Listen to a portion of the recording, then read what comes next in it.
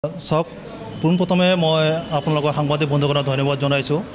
আজি ৰৌতাস্থিত আক্ৰমণ কাৰ্যালয়ত KIDC যিটো নেকি আমাৰ অসম, বংগ, বিহাৰ, উৰিষ্যা যিটো দীৰ্ঘদিন ধৰি আমাৰ কুচৰবন্দিত সমস্যা আৰু সেইটোৰ ওপৰত ভিত্তি কৰি আমাৰ যিটো নেকি অসম চৰকাৰ আৰু কেন্দ্ৰীয় চৰকাৰৰ নিৰ্দেশনাত কেন্দ্ৰীয় চৰকাৰৰ আমন্ত্ৰণক্ৰমে আমাৰ জীৱন সিং আহিছিল। তেখেত অহাৰ পিছতো এতিয়া বহুদিন বিলম্ব হ'ল, কিন্তু তেখেতৰ শান্তি চুক্তিৰ আলোচনা ক্ষিপ্ৰ গতিত প্ৰকাশিত হোৱা নাই। আৰু সেইটোৰ উদ্দেশ্য আগত ৰাখি আমাৰ তিনিটা স্তৰত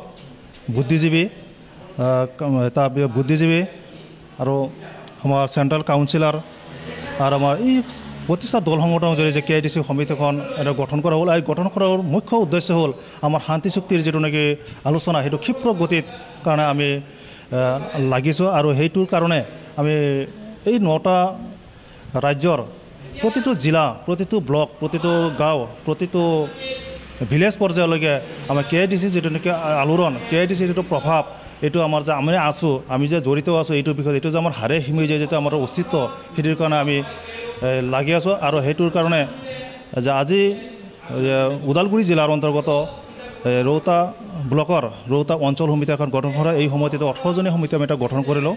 আৰু সমিতিৰ এই সম্পাদক হিচাপে দীপুৰঞ্জন বিশ্বাস আৰু কিৰণ বিশ্বাস সভাপতি হিচাপে আমি দায়িত্ব অৰ্পণ কৰিছোঁ। আৰু এই সমিতিখনে আগন্তুক দিনত এই অঞ্চলখনত তাৰমানে খুব সুচাৰুৰূপে কাম কাজ কেন্দ্ৰীয় সমিতি নিৰ্দেশনামে পৰিচালিত কৰি যাব বুলি আমি এটা আশা ৰাখিছোঁ।